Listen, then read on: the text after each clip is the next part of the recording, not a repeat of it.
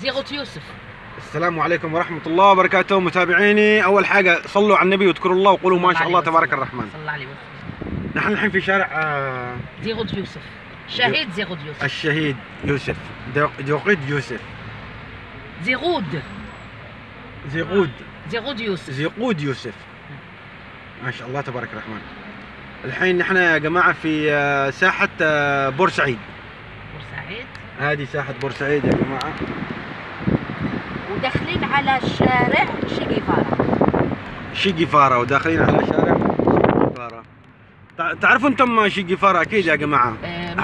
هذا مناضل ثوري من فنزويلا، وكان صديق الشخصي وفي الحكومة الكوبية.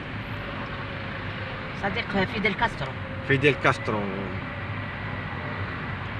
ما شاء الله. هذا شارع شي جيفارا.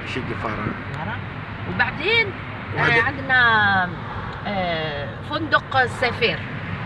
داخلين على فندق السفير وهو في الان هم يرمموا فيه، او في الترميم.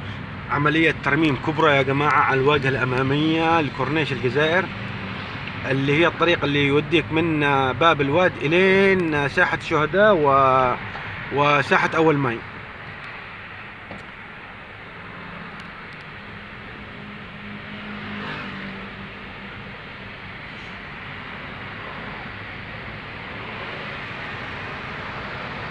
هلا والله، هلا بالشباب، هلا والله، هلا